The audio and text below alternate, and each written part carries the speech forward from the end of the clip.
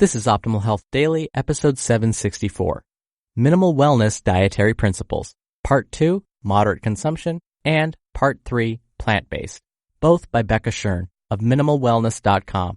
And I'm Dr. Neil Malik, reading you some of the most popular health and fitness blogs out there, with permission from the websites. Now, in case you're confused about what I'm reading to you today, notice I said Part 2 and Part 3, and you're wondering, where did Part 1 go? I don't remember hearing that. Well, that's because I'm reading portions of Becca Schern's series of posts addressing minimal wellness dietary principles. So I'm actually just going to jump into Parts 2 and 3. So if you're wondering about Part 1, I'm actually not going to read that for you, but you can definitely check it out at MinimalWellness.com. But for now, let's get to Parts 2 and 3 today as we optimize your life. Minimal Wellness Dietary Principles, Part 2, Moderate Consumption, by Becca Schern of MinimalWellness.com. This is the second post in a series addressing the fundamental minimal wellness dietary principles. We're using the framework of Michael Pollan's iconic dietary advice to eat food, not too much, mostly plants, to help guide the discussion. The second sentence in Pollan's guidance, not too much, is a loaded one in modern times. Our obesogenic environment encourages us to eat, drink, and imbibe around the clock, and the products that are endlessly pushed in our faces are almost categorically not nutritious. In fact, the Yale Rudd Center for Food Policy and Obesity found that in 2012, the food and beverage industry spent $4.6 billion advertising fast food, while only spending $116 million advertising fruits and vegetables. Although adults can be fooled into thinking they aren't influenced by food marketing, spoiler alert, we all are, children and teens are especially vulnerable. And if you consider $4.6 billion on advertising to be a lot of money, consider that in 2009 and 2010, those same companies spent exponentially more, $58 and $40 billion respectively, lobbying against changes to food and nutrition policies and laws in the U.S. It would be irresponsible to not mention the influence of food politics in a discussion about diet.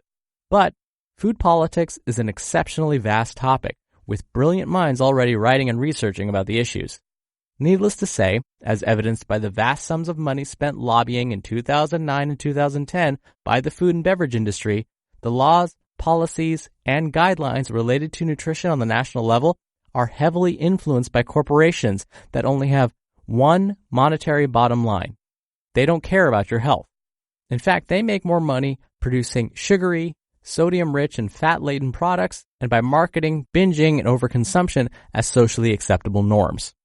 If you can escape from or tune out the ever-presence of foods in our obesogenic environment and manage to eat on your own terms, you still have to eat an appropriate amount. As a society, we overwhelmingly struggle with eating too much, as reflected by our current rates of obesity. Unfortunately, the standard recommendations of balancing energy in with energy out and calorie counting have proven ineffective. In fact, a calorie is not a calorie, as calories from carbohydrates, protein, and fat all affect our bodies in vastly different ways. What has been shown to be effective for weight management, keep in mind that weight gain, weight maintenance, and weight loss are all under this term weight management, is a combination of listening to or relearning your internal hunger and satiety cues, environmental tweaks, and altering the composition of your meals by drastically reducing sugar, reducing carbohydrates, and increasing healthy sources of fat.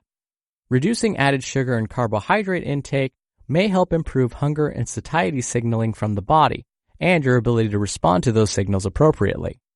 When your blood sugar levels fluctuate wildly, which happens when sugar and carbohydrate intake are too high, you feel a false sense of hunger and very real cravings for more carbohydrates. Bringing sugar consumption in line with the American Heart Association recommendations and reducing processed carbohydrate in the diet will allow your body to recalibrate and appropriately assess the food you are consuming, eventually leading to appropriate hormonal signaling. When hunger and satiety hormone signaling is reset, it is much easier to gauge how much food you should be eating and be able to respond to accordingly. If, however, we have spent years or decades overeating, we will need to go through a period of retraining our senses to what an appropriate amount of food is and what that actually feels like in our bodies. Minimal Wellness Dietary Principles, Part 3, PlantBased, by Becca Schern of MinimalWellness.com. The final point of discussion related to minimal wellness dietary principles is Pollan's directive, mostly plants. Investigations of all populations with better than average longevity have at least one unifying characteristic. The bulk of their diets come from plants. Usually these diets include copious amounts of vegetables, fruits, nuts, seeds, whole grains, and legumes. Many include seafood or other animal products, but those are usually used as a condiment or small addition to the meal. In other words, animal protein is almost never the center of the plate. In these plant-based, but not vegetarian or vegan diets, animal products like meat, fish, eggs, and dairy need only amount to 3 to 5 ounces per day to meet the vast majority of people's dietary needs. People following plant-based diets have lower rates of nearly every chronic health condition, including obesity, heart disease, cancer, and type 2 diabetes.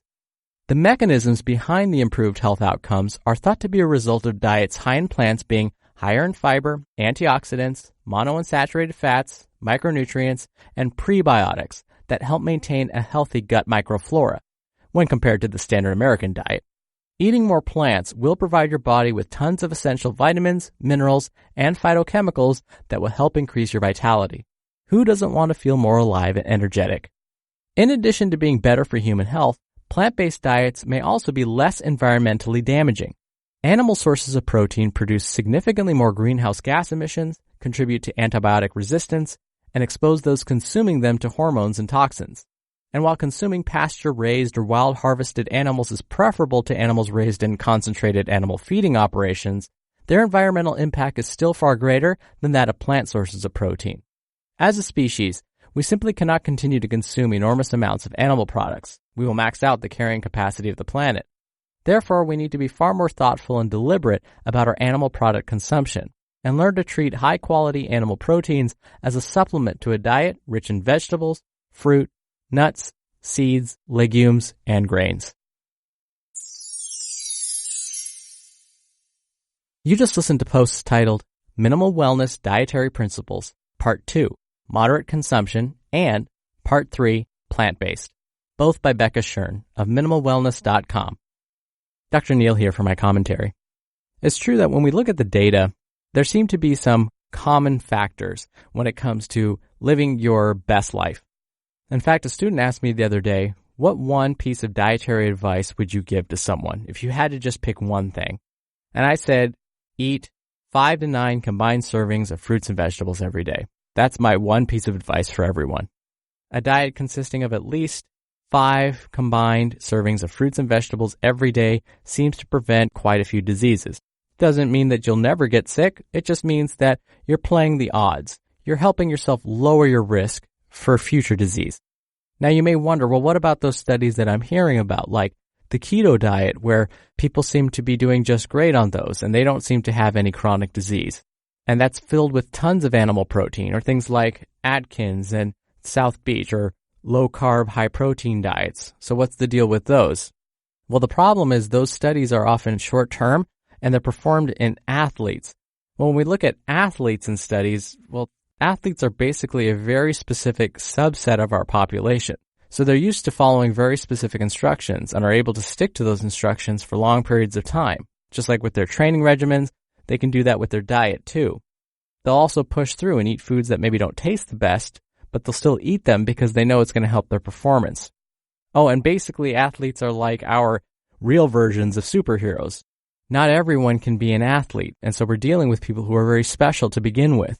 And so what works for them may not work for the rest of us who aren't athletes. And again, those studies are done in the short term, so we don't know what's going to happen over the long term to their bodies. But when we look at fruit and vegetable consumption, we do have better studies that show that that seems to work over the long term in preventing many chronic diseases. But if you don't believe me, you can always look for yourself. Go to Google Scholar and do a quick search and look at studies showing the health effects of a plant-based diet versus high-protein diet, and you'll see the results come up. And you'll probably find there are a lot more studies supporting the idea of consuming more plant-based foods. Again, you don't have to be a vegetarian or a vegan, but if we could just increase those foods, we'll likely feel a lot better. All right, that'll do it for today. I'll be back here tomorrow for our usual Friday Q&A, so stay tuned for that, where your optimal life awaits. Hello, Life Optimizer. This is Justin Malik, creator and producer of this show and Optimal Living Daily, the brother podcast of this one. Literally, I'm Dr. Neil's brother. If you like the format of this show, you'll love Optimal Living Daily too, where I also read to you from blogs, but cover other topics like personal development, finance, and minimalism from bloggers like Derek Sivers, The Minimalists, Zen Habits, and many more. So for more amazing content read to you for free, come subscribe to Optimal Living Daily too, and together we'll optimize your life. You've been listening to Optimal Health Daily. Be sure to hit the subscribe button to stay up to date on each new episode, and head to oldpodcast.com. That's OLDpodcast.com for a free gift, as well as more actionable tips and resources to help you maximize your potential.